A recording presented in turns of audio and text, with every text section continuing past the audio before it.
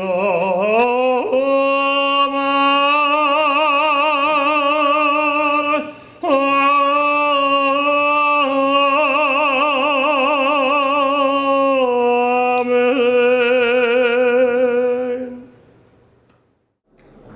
have just commemorated the victims of the Holocaust here in the European Parliament at a very special and solemn act where you had the highest leadership of this Parliament present, the new Parliament President Martin Schulz, the previous Parliament Presidents as well, Jerzy Buzek and Hans-Gert Pöttering, and a number of other prominent guests, commissioners, members of parliament and speakers. For us as ECI, it brings back special memories, looking back, realizing that only 8 years ago we helped to initiate this event in the European Parliament. And we had the first event in 2005, but over the years it has grown to the level where we are today with the patronage of the President of the European Parliament. And I think, as we saw today, the new President giving such a personal touch and commitment to this idea of commemorating the victims of the Holocaust here in Brussels. It is normally not admissible if a representative of an institution speaks in such a moment about himself. I ask your understanding if I speak about me and my feeling. I'm a German member of the European Parliament. I'm born after the Second World War.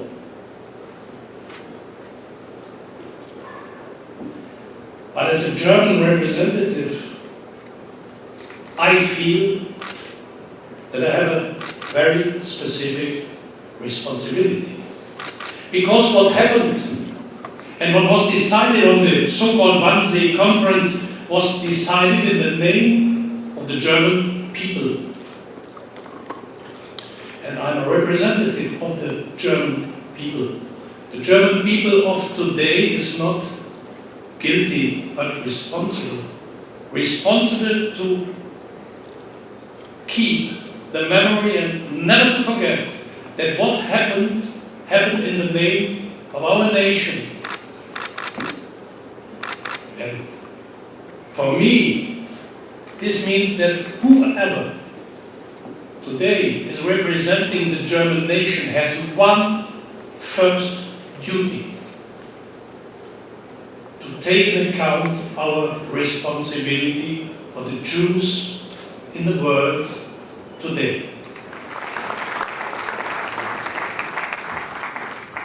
The Holocaust was not only mass murder, not only most horrifying tragedy. It was much more. It was an act of rejection, of culture, of any religion, of humanity. Today we are the European Union institution that calls the loudest and strongest for respect to be shown for human rights. We are determined to ensure that lessons are learned from the tragic events of the past. It is our duty as Europeans to ensure remembrance and to educate those who lived through the hell of the camps. Never forget. The demons of the 20th century, hate, racism, anti-Semitism, xenophobia, this exterminatory spirit of destruction is still existing. We control it and we are looking carefully, but all this is existing, and if we are not prudent and if we are not committed to stick to our responsibility, this is especially for us Germans very important, then nothing is excluded. We improved the circumstances in which we are living today. but we have not changed the character of mankind. We are a country, a continent, a world, wherever we are living, where fantastic things are possible, on which is concerning constructive development, but where everything is possible concerning destruction. And therefore, such a commemoration is vital, especially in a multinational parliament. What can the European Parliament do to prevent anti-Semitism and Holocaust denial? For example, to change the rules of procedure in the European Parliament, especially by one single reason. The eldest member of the Parliament, the doyen of the European Parliament, is Jean-Marie Le Pen, who is a Holocaust denier.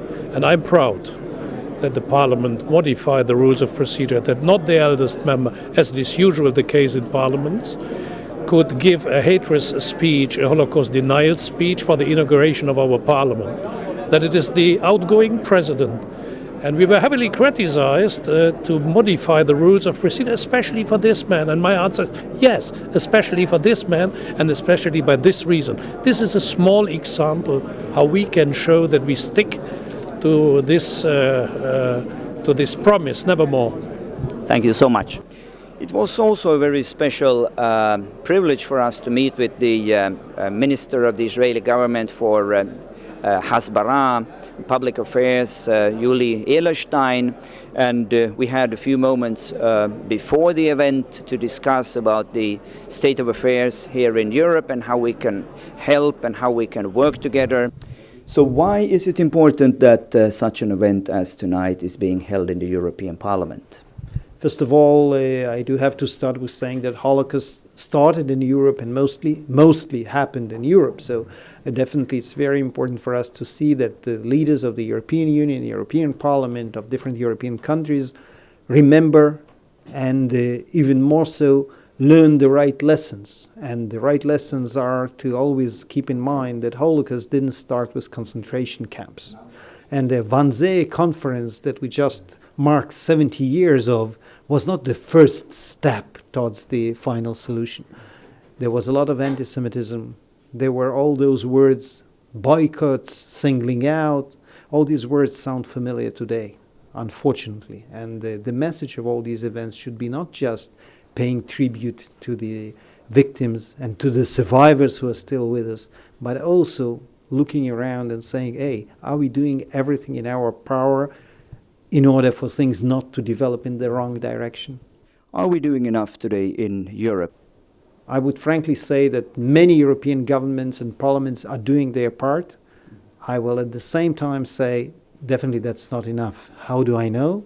Anti-Semitism is still there at a very large scale. And we kind of got used to that idea that the conflict in the Middle East provides more and more reasons or the triggers for anti-Semitic events. Well, partially that could be true. And at the same time, I just presented to the Israeli cabinet the report on the state of anti-Semitism in different parts of the world.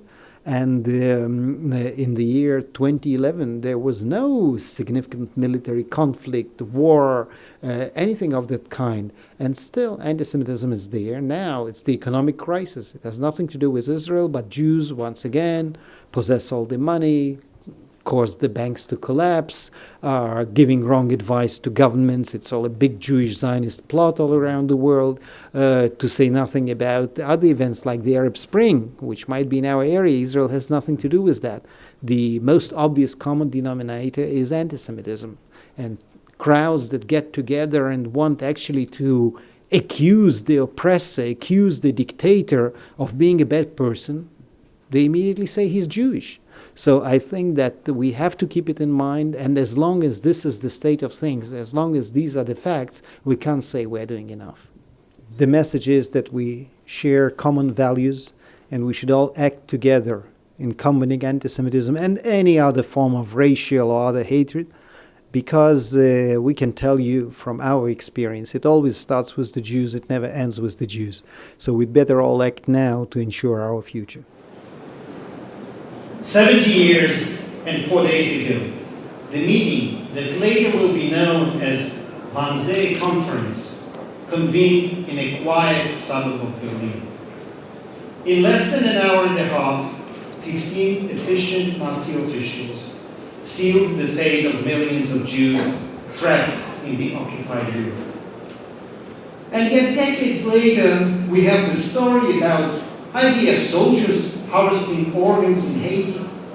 Today, as in the past, the purpose of the anti-Semites is the same: to deny the common humanity of the Jew, to single him out, to scapegoat him. 70 years ago, this worked perfectly. Today, as the snow sets for the 7th time on the killing fields of Europe, where each gun, each medal, each flowered furrow are fertilized by the ashes of my people, I come here in the name of my government, of the independent Jewish nation, to assure our friends, to make a promise to our enemies, and to warn the indifferent. When we say never again, we mean it. We will not wait for another conference with bated breath and forlorn hope. We will not beg for compassion and sympathy. We will not be made to live with constant threat of another Holocaust. Earlier this week, we met in Berlin in the Wannsee Museum to commemorate the 70th anniversary of that very tragic meeting in the Wannsee House.